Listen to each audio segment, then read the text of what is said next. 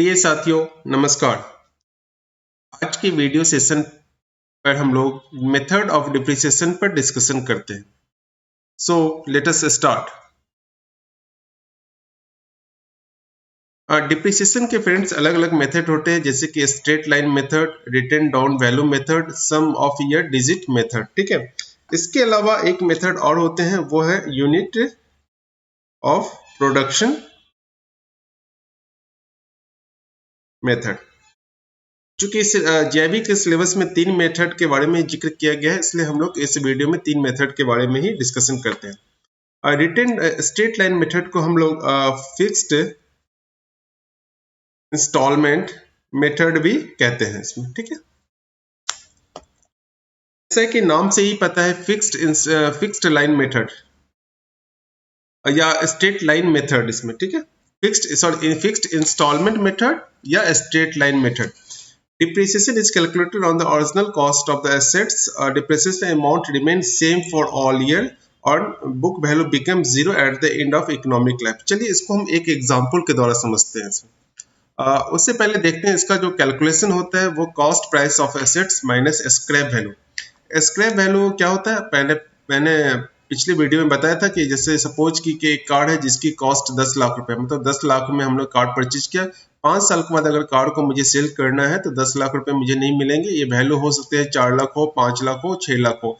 तो जो वैल्यू होंगे लास्ट में वही वैल्यू स्क्रैप वैल्यू कहलाते हैं इसमें। ठीक है, तो कैलकुलेशन क्या होगा, cost price of assets minus scrap value divided estimate life of assets. एक एग्जांपल देखते हैं। ओरिजिनल कॉस्ट ऑफ मशीनरी में कोई मशीनरी है जिसका कि ओरिजिनल कॉस्ट 1 लाख रुपए है, एस्टिमेट लाइफ 5 ईयर दिया गया है। कैलकुलेट डिप्रिसिएशन अमाउंट 43 ईयर, 3 साल का डिप्रिसिएशन अमाउंट निकालना है और रिटन डाउन वैल्यू निकालना है। और ध्यान रखिएगा फ्रेंड्स, रिटन डाउन मेथड और रिटन डाउन वैल्यू दो अलग अलग चीज होते हैं इसमें। आगे इस चीज को क्लियर हम लोग करते हैं।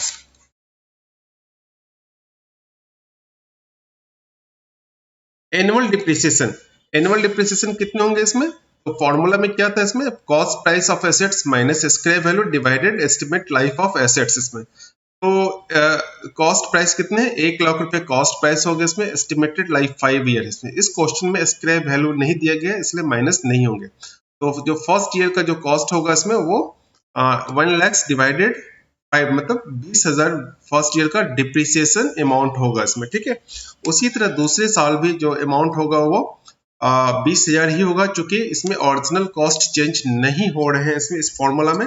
और तीसरे साल भी जो होगा वो 20,000 ही होगा। रीजन वही है कि ओरिजिनल कॉस्ट हर साल बिल्कुल सेम होगा इसमें। तो 3 साल का जो डिप्रिसिएशन अमाउंट होगा वो 20,000 गुने 3 मतलब 60,000 डिप्रिसिएशन अमाउंट होंगे इसमें। सेकंड पूछ रहा है कि written down value. Written down value वो होता है जो ओरिजिनल कॉस्ट सामान का होता है उसमें से डिप्रिसिएशन अमाउंट जो माइनस करते हैं, तो रेस्ट जो वैल्यू जो बचेगा वो रिटन डाउन वैल्यू कहलाएगा इसमें। ठीक है, तो इस केस में जो 3 साल के बाद रिटन डाउन वैल्यू क्या होगी, ओरिजिनल कॉस्ट 1 लाख है, 3 साल का डिप्रिसिएशन 60,000 है, तो रिटन डाउन वैल्यू 40,000 बनेंगे। स्ट्रेट लाइन मेथड के जो एडवांटेज हो गए से बिल्कुल ही सिंपल है इसमें। मेथड बिल्कुल सिंपल होता है, बिल्कुल इजी अंडरस्टैंडिंग होता है इसमें। No variation in depreciation in the amount of depreciation charge, मतलब डिप्रिसिएशन जो चार्ज किया गया है उसके कॉस्ट पे कोई वेरिएशन नहीं होता है। देखिए इसमें 20,000 रुपया जो डिप्रिसिएशन अमाउंट फर्स्ट ईयर के हैं, सेकेंड ईयर के, थर्ड ईयर के हैं, बिल्कुल 20,000 ही रहेंगे इसमें किसी भी तरह का कोई चेंजिंग नहीं होता है। और ओरिजिनल कॉस्ट जो है वो भी सेम होते हैं इसमें। एडवांटेज इसका क्या है इसमें, क्योंकि ये depreciation equal for all year होते हैं। डिप्रिसिएशन अमाउंट जो है हर साल जो इक्वल होते हैं, तो इसमें होता क्या है इसमें कि एक्सपेंडिचर समय के अनुसार, जैसे कि एसेट्स का वैल्यू समय के अनुसार कम होते जाते हैं, मतलब समय के अनुसार उस पर रिपेयर कॉस्ट ज्यादा होते हैं इसमें। ठीक है, जिसके कारण पीएल और अकाउंट पे एक्चुअल मतलब ये हायर अमाउंट चार्ज किया जाता है इसमें। Written down method, diminishing method, balance method, इसको हम लोग रिड्यूसिंग भी कहते हैं और डिक्लाइन मेथड भी कहते हैं इसमें। ठीक है, इसको हम लोग एक एग्जांपल के द्वारा समझते हैं इस मेथड को। इसका जो कैलकुलेशन होता है फ्रेंड्स वो previous year value multiple percentage rate of depreciation. एक एग्जांपल है original cost of machinery. Machinery का ओरिजिनल कॉस्ट 1 लाख है, डिप्रिसिएशन रेट 20% दिया गया है। रिटेन ऑन वैल्यू मशीनरी का 3 साल का निकालना है। आफ्टर 3 ईयर मशीन का वैल्यू कितना होगा इसमें, ठीक है।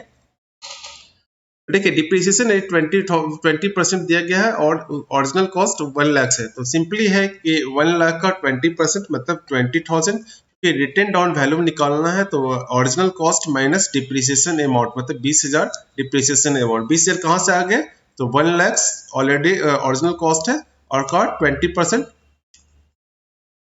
तो ये 20,000 बन गए इसमें, ठीक है।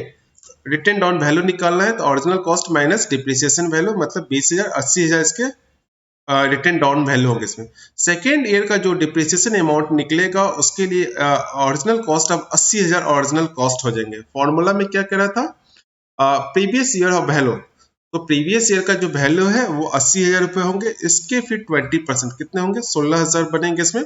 जब इसका 80,000 में से 16 माइनस करेंगे तो 64,000, ये रिटर्न डाउन वैल्यू बनेंगे इसमें। थर्ड ईयर में जो होगा वो प्रीवियस ईयर का 64,000 का फिर 20% लेंगे जो कि 12,800 हो गया इसमें। और रिटर्न डाउन वैल्यू निकालना है तो ये ओरिजिनल कॉस्ट में से, ये कॉस्ट में से माइनस करेंगे डिप्रिसिएशन जो कि 51,200 बनेंगे इसमें। स्ट्रेट लाइन में क्या था, स्ट्रेट लाइन में ये जो कॉस्ट होते हैं ओरिजिनल कॉस्ट ये सभी जगह बिल्कुल सेम था उसमें, और जो डिप्रिसिएशन अमाउंट था वो भी बिल्कुल सब जगह सेम था। लेकिन रिटर्न डाउन में क्या होता है, जो डिप्रिसिएशन अमाउंट माइनस करने के बाद जो बनते हैं उसका फिर नेक्स्ट ईयर हम लोग उस पर कैलकुलेट करके डिप्रिसिएशन अमाउंट निकालते हैं। बेनिफिट क्या होता है इसमें, ये जो रिटेन डाउन वैल्यू है वो आईटी एक्ट और कंपनी एक्ट के द्वारा ये फॉर्मूला को रिकॉग्नाइज्ड किया गया है इसमें। डिसएडवांटेज क्या होंगे, तो एसेट्स वैल्यू इसकी जो एसेट्स वैल्यू होगी वो कभी भी जीरो नहीं होती हैं। Difficult to understand, amount of depreciation vary each year. बिल्कुल अमाउंट ऑफ डिप्रिसिएशन जो है देखिए इसमें फर्स्ट ईयर 20,000 है, सेकेंड ईयर 16,000 है और थर्ड ईयर 12,800 है इसमें, ठीक है। ये वेरी कर रहे हैं इसमें। इस मेथड को हम लोगों ने डिक्लाइन मेथड भी कहा था। ये देखिए 20,000 था वैल्यू, डिक्लाइन होके 16,000 बने हैं इसमें, डिक्लाइन होके 12,000 करेंगे, इस तरह से ये वैल्यू कम होते चले जाते हैं इसमें। और नेक्स्ट जो तीसरा है मेथड वो सम ऑफ ईयर डिजिट मेथड है इसमें। इसको हम लोग एक एग्जांपल के द्वारा समझते हैं। पर्सनल कॉस्ट दिया गया है 2 लाख दिया गया है, सॉल्वेज वैल्यू या स्क्रैप वैल्यू 50,000 है, एस्टिमेटेड लाइफ 5 ईयर है, कैलकुलेट डिप्रिसिएशन फॉर 5 ईयर का डिप्रिसिएशन हमें निकालना है इसमें, ठीक है। तो इसका वेरी सिंपल है, इसमें सम ऑफ ईयर 5 ईयर दिया गया है तो इसको हम लोग लिखेंगे 5 4 3 2 1, इसको हम लोग इक्वल कर देंगे मतलब 15 हो गया। डिप्रिसिएबल वैल्यू यानी कि सॉल्वेज वैल्यू 50,000 दिया गया है, ओरिजिनल कॉस्ट दिया गया है इसमें, तो डिप्रिसिएबल वैल्यू जो होगा वो original cost minus salvage value मतलब जो 2 लाख में से माइनस 50,000 करेंगे तो ये 1.5 लाख मेरे डिप्रिसिएबल वैल्यू निकल गए। अब इसी वैल्यू पे हम लोग को डिप्रिसिएशन अमाउंट कैलकुलेट करना है इसमें। तो फर्स्ट ईयर का क्या होगा इसमें, फर्स्ट ईयर का rate of interest. Rate of interest क्यों, क्योंकि ओरिजिनल कॉस्ट यहाँ दिया गया है, एस्टिमेट लाइफ दिया गया है, तो रेट ऑफ इंटरेस्ट मुझे निकालना है इसमें।